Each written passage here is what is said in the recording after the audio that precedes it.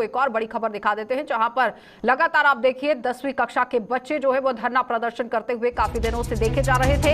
10वीं कक्षा के छात्रों की तरफ से धरना प्रदर्शन किया गया था और धरना प्रदर्शन के दौरान राष्ट्रीय ध्वज की बेअदबी की गई है। मास प्रमोशन को लेकर छात्र यहां पर धरना प्रदर्शन कर रहे थे और छात्र जब यहां धरना प्रदर्शन कर रहे थे तो उस वक्त कौन सी तस्वीरें निकलकर सामने आई हैं ये देखना बहुत जरूरी है, क्योंकि पिछले काफी दिनों से मास प्रमोशन को लेकर ये लगातार धरना प्रदर्शन करते हुए नजर आ रहे हैं। 10वीं कक्षा के छात्र हैं, लगातार छात्रों की तरफ से ये धरना प्रदर्शन हो रहा था, लेकिन तिरंगा झंडे की किस तरह से बेअदबी वहां पर होती है ये आपको दिखाना बहुत जरूरी है। तस्वीरें दिखाइए जिस तरह से धरना प्रदर्शन वो हो रहा था, साफ तस्वीरें पहले आप देखिए और समझिए।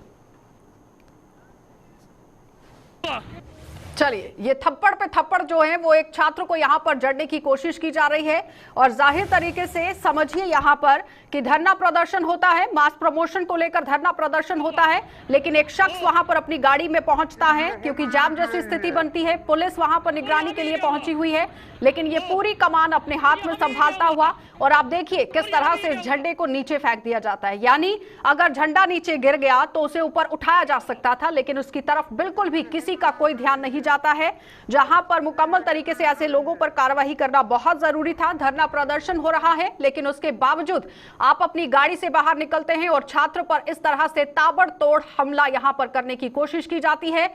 पुलिस बीच बचाव के लिए पहुंचती है, लेकिन उसके साथ ही आप देखिए पुलिस के बिल्कुल सामने तीसरा थप्पड़ फिर से बच्चे को जड़ दिया जाता है, जो एक सवालिया निशान यहां पर खड़ा होता हुआ नजर आ रहा है कि आखिर अभी तक इस शख्स पर कार्रवाई क्यों नहीं की गई, ये बहुत बड़ा सवाल था। और लगातार आप देखिए मीडिया वहां पर पहुंचा हुआ है, जब बातचीत करने की कोशिश की गई तो मुंह यहां पर फेर लिया गया और ये तस्वीर साफ देखिए किस तरह से झंडा जो है वो नीचे गिराया जाता है, लेकिन इस पर पूरी तरह से निगरानी अगर गड़ाई जाए, देखिए किस तरह से बेअदबी जो है वो राष्ट्रीय ध्वज की गई है और ऐसे लोगों पर कार्रवाई करना बहुत जरूरी है। राकेश यहां पर हमारे साथ बजरंग दल के प्रेसिडेंट जुड़ चुके हैं। राकेश जी, कुछ दिन पहले धरना प्रदर्शन होता है तवी पुल पर और 10वीं कक्षा के बच्चे यहां पर मास प्रमोशन को लेकर धरना प्रदर्शन कर रहे हैं, लेकिन अचानक ही एक शख्स अपनी गाड़ी से बाहर निकलता है और ताबड़तोड़ थप्पड़ जो है वो बच्चे को जड़ना शुरू कर देता है। लेकिन उसके बीच में आप देखिए जो राष्ट्रीय ध्वज है उसकी किस तरह से बेअदबी होती है, आखिर इस पर कार्रवाई अभी तक क्यों नहीं की गई?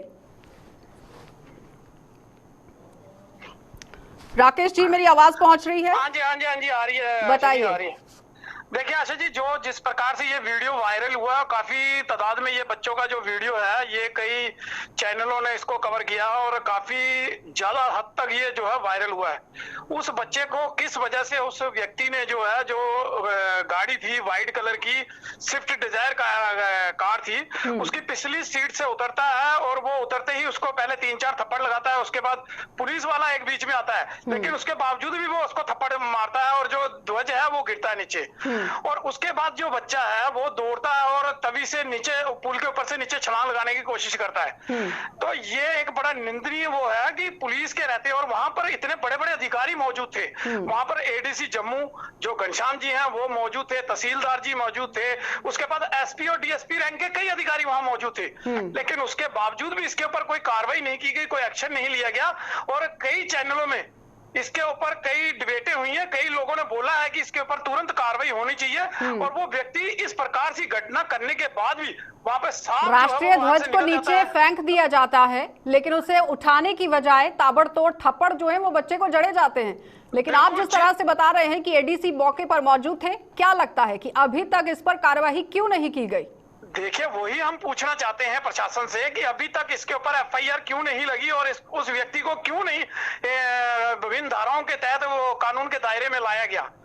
ये तो सीधा सीधा वो है कि जिस व्यक्ति ने, मेरा तो एक मानना है कि जिस व्यक्ति ने ध्वज पकड़ा है उसको हाथ लगाना भी बहुत गलत बात है, क्योंकि अगर उसको कुछ कहते हुए भी अगर ध्वज गिर जाता है तो वो उस व्यक्ति की नैतिक जिम्मेदारी बनती है और वो उसके जो देशद्रोह का मुकदमा, जो अपने ध्वज का अपमान करना, जो जिस प्रकार की धाराएं इसमें आती हैं उस प्रकार की धाराओं के तहत उसके ऊपर कार्रवाई होनी चाहिए थी, लेकिन प्रशासन ने जी बजरंग राकेश जी अपनी बात पूरी कीजिए। कई लोगों ने इसके ऊपर जो है वो टिप्पणी की है कि इसके ऊपर कार्रवाई होनी चाहिए, लेकिन हमें बड़ा अफसोस है कि प्रशासन अभी तक इसके ऊपर कोई कार्रवाई नहीं। राकेश जी, आपको रोकूंगी मैं यहाँ पर। हमारे साथ हमारे संवाददाता मोहिंद्र भी जुड़ चुके हैं, जो उस वक्त वहां पर ग्राउंड जीरो पर मौजूद थे और चश्मदीद थे। मोहिंद्र, क्या कुछ हुआ था वहां पर उस वक्त? मैम अगर बात करें तो वहाँ पे काफी ज्यादा दुख हुआ कि जिस तरह से एकाएक गाड़ी से बाहर निकल के युवक ने स्टूडेंट्स पे जो है वो थप्पड़ जड़ दिए, जिसके चलते स्टूडेंट जो है वो हताश होकर फ्लाईओवर से कूदने की कोशिश करने की उसने कोशिश की और हैरानगी तब हुई जबकि पुलिस कर्मचारी वहां पे मौजूद थे जिनके सामने ये सारा हादसा हुआ और वहां पे किसी ने उस युवक को जो है वो रोका नहीं गया। और दुख तो इस बात का कि अभी तक उसके ऊपर कोई भी एफआईआर जो है वो नहीं लगाई गई है। राष्ट्रीय ध्वज को भी नीचे गिरा दिया गया मोहिंदर उस वक्त। बिल्कुल बिल्कुल, जो पहला थप्पड़ जो था वो सीधा राष्ट्रीय ध्वज पे लगा है, जो कि राष्ट्रीय ध्वज का जो है वो अपमान वहाँ पे कहीं ना कहीं हुआ। मगर हैरानगी वहाँ पे होती है जो देश के रक्षक हैं और पुलिस कर्मचारी वो वहाँ पे मौजूद थे, मगर उन्होंने इसके ऊपर अभी तक कोई कार्रवाई नहीं की। चलिए राकेश जी, आपकी क्या प्रतिक्रिया इस पर? देखिए, हमारी तो ये है कि इसके ऊपर तुरंत एफआईआर दर्ज करके जो राष्ट्रीय ध्वज का अपमान हुआ है, देखिए राष्ट्रीय ध्वज हमारा सम्मान है, हमारा मान है, जिसके लिए हमारे कई जवानों ने, कई लोगों ने अपना बलिदान दिया है और उस राष्ट्रीय ध्वज का अपमान करना देशद्रोह के बराबर है। और उस व्यक्ति के ऊपर जिसने ध्वज को नीचे गिराने, उस युवक के विद्यार्थी के ऊपर थप्पड़ तवातोड़ थप्पड़ जड़ाए हैं और उस ध्वज को नीचे गिराया है, उसके ऊपर तुरंत विभिन्न धाराओं के जो धाराएं इसमें लगती हैं उन धाराओं को लगाकर इसके ऊपर तुरंत कार्रवाई करनी चाहिए।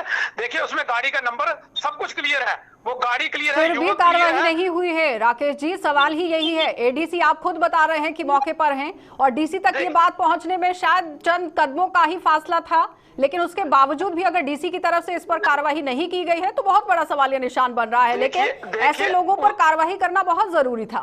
उसमें एडीसी साहब का, उसमें तुरंत उसके बाद एडीसी बच्चों को समझाते हुए नजर आ रहे हैं मीडिया में। आपने आपके चैनल के कुछ वहां पर रिपोर्टर भी थे, सभी थे, कई रिपोर्टरों ने इसमें किया है। एडीसी वहां पे थे और तहसीलदार साहब वहां पे थे, तो उसके बाद जो कार्रवाई नहीं हुई ये बड़ी निंदनीय बात है और हम चाहते हैं कि स्टोरी ने तो यू टर्न ले लिया। राकेश जी, धरना प्रदर्शन एक तरफ चल रहा था लेकिन दूसरी तरफ राष्ट्रीय ध्वज को गिरा दिया जाता है।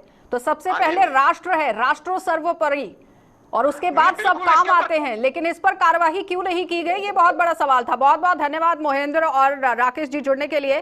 तो फिलहाल आपने देखा कि राकेश जी हमारे साथ जुड़े हुए थे, बजरंग दल के प्रेसिडेंट हैं, लगातार देश विरोधी गतिविधियों पर अपनी वो जानकारी भी रखते हैं और आवाज को भी बुलंद करते हैं। लेकिन उसके साथ ही मोहिंद्र हमारे संवाददाता हमारे साथ जुड़े हुए थे जो उस वक्त ग्राउंड जीरो पर मौजूद थे और आपने देखा कि राकेश जी का क्या कुछ कहना था कि एडीसी भी मौके पर मौजूद थे, आला अधिकारी कई वहां पर मौजूद थे, लेकिन उसके बावजूद भी अगर कार्यवाही नहीं हुई है तो कहीं ना कहीं सवालिया निशान जरूर बनता है कि आखिर इस शख्स पर कार्यवाही अभी तक क्यों नहीं की गई, क्योंकि गाड़ी का नंबर साफ तस्वीरों में देखा जा रहा है और अगर पूरी पिक्चर को खंगाल कर देखा जाता तो कार्यवाही अभी तक होनी चाहिए थी।